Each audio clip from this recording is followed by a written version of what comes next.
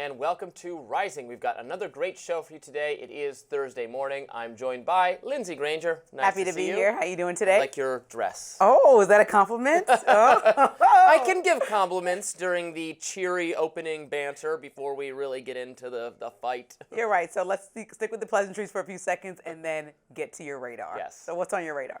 All right. Well, I know you're sick of hearing about my views on the Joe Biden mental decline cover-up, so let's talk about something else. Another Joe. Let the liberal Joe Rogan talent search begin. Why? Because Democrats really want their own Joe Rogan. They're willing to spend millions to get him, even if doing so kind of defeats the purpose of Joe Rogan. What am I even talking about here? Well, as you're probably aware, we need our own Joe Rogan has rapidly become the most important insight the Democrats took away from the 2024 election. And actually, they're not wrong. Donald Trump's podcast-based media strategy, which culminated in a highly anticipated Rogan interview, clearly did help the GOP make historic gains with young people, particularly young males.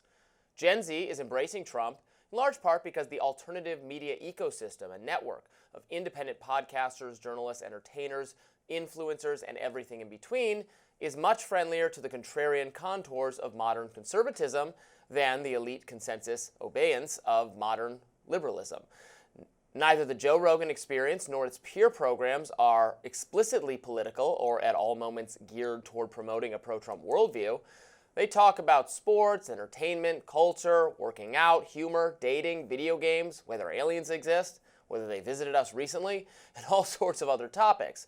But the cumulative effect is a friendliness toward dude topics, political incorrectness, mainstream skepticism that inexorably channels viewers toward the Republican Party. The Democrats are not wrong to want their own version of this, or at least a competitor who can staunch the bleeding in terms of youth enthusiasm for progressive politics. To that end, the New York Times reported this week top Democratic donors, consultants, political operators, former government officials, and activists are working to spend millions of dollars searching for their very own liberal Joe Rogan. At donor retreats and in pitch documents seen by the New York Times, liberal strategists are pushing the party's rich backers to reopen their wallets for a cavalcade of projects to help Democrats, as this cliche now goes, find the next Joe Rogan. That's from the New York Times. The Time continues. The proposals, the scope of which has not been previously reported, are meant to energize glum donors and persuade them that they can compete culturally with President Trump if only they can throw enough money at the problem. Look, these are not theoretical plans. The Times detailed efforts by several well-funded Democratic organizations to recruit talent by raising and spending millions and millions of dollars. An illustrative example is Project Bullhorn, which aims to spend $35 million to supplement the efforts of left-leaning YouTube channels and also to book left-leaning YouTube hosts on bigger and better media platforms. The Times, to its credit, is keenly aware of the overarching problem these efforts will encounter. Quote, the quiet effort amounts to an audacious, skeptics might say desperate, bet that Democrats can buy more cultural relevance online despite the fact that casually right-leaning touchstones like Mr. Rogan's podcast were not built by political donors and did not rise overnight. Indeed, no amount of money can pay for authenticity, and Democratic efforts to coronate a liberal Joe Rogan, no matter the price tag, they allied the unfortunate reality that liberals already had their own Joe Rogan. His name was Joe Rogan. Today, Rogan is a supporter of Trump who pals around with Elon Musk and Tucker Carlson and Kid Rock and other right-wing media figures at UFC fights. But just a few years ago, he had endorsed Bernie Sanders for president and promoted skepticism of corporations from a left-leaning perspective. Now, many in the mainstream media might find this odd. How does one go from endorsing the avatar of democratic socialism in 2020 to endorsing Donald Trump in 2024? But in truth, it's directionally consistent with the paths taken by other leftist alternative media and political figures. Prior to 2020, leftist alternative media was the home for skeptics and contrarians. There was the Young Turks, the Jimmy Dore Show, even Rising, this show, which catered to a much more left-leaning sensibility under the previous hosts, Crystal Ball and Sagar and Jetty, who departed this program to launch their own channel, Breaking Points, in 2021, before yours truly took over. There was Glenn Greenwald, Matt Taibbi, Russell Brand. There was Robert F. Kennedy Jr. and Tulsi Gabbard, progressive Democrats who became popular for making frequent appearances on such programs. Now, many of those personalities associated with those programs, they would deny that they've moved to the right or joined the Republican Party, though RFK Jr. and Gabbard obviously have. And you know what? In most cases, they more or less have a point. I agree with them. It's not so much they changed, they didn't change. Rather, their audiences changed. Undeniably, a main motivating factor was COVID-19.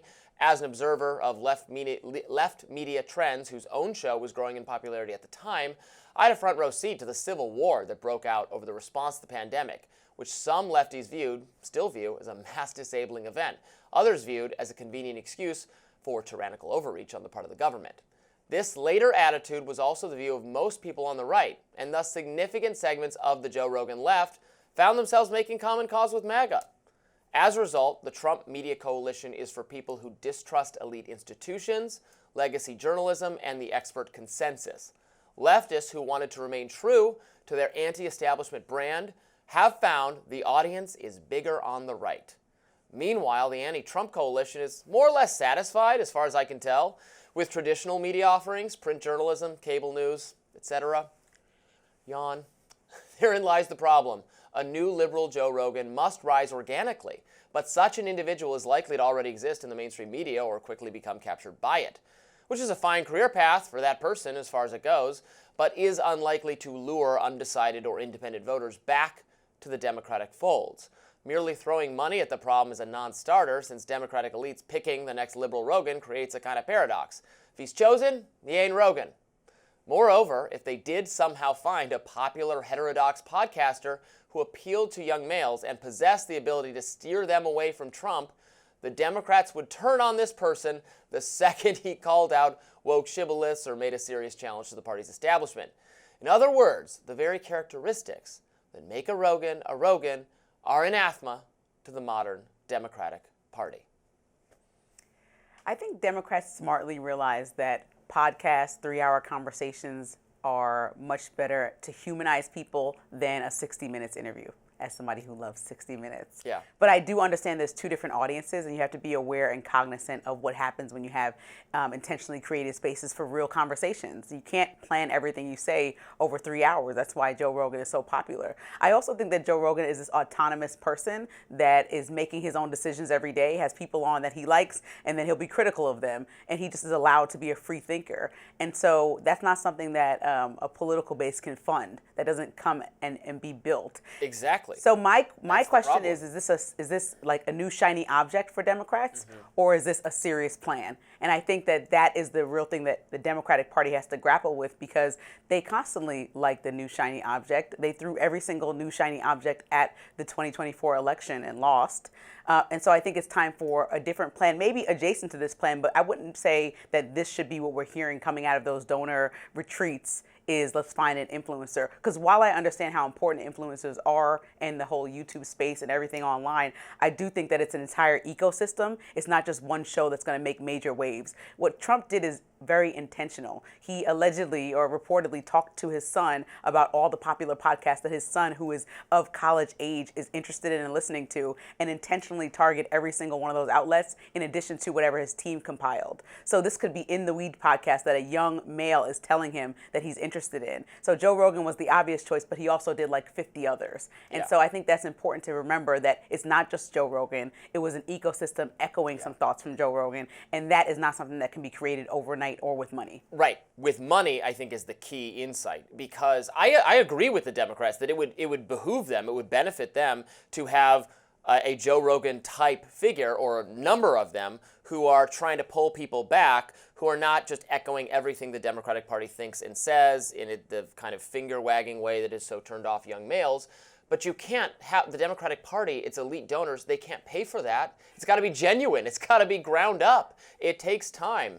There are, I think, people who are basically liberal and basically think Democrats are better than Republicans, but who have criticized Democrats and have some, cross-party credibility. Maybe Jon Stewart, maybe like Bill Burr or something like that. I've seen him on with Bill Maher, and he's clearly more unfriendly to Trump than Bill Maher is, and is kind of been like, well, what are you talking about? But isn't Trump, in a way that seems like you have independent thoughts and you're not just echoing a party? That's what they need But I don't think, you know, the America's Got Talent, American Idol version of this contest is likely to deliver the goods. Hopefully we'll hear more reports about what else is coming out of the Democratic Party. This is one start of a good idea, but we need to hear all the rest of them. Coming up, 2 Israeli embassy staff workers were shot dead outside of the Capitol Jewish Museum in D.C. We're on top of that story.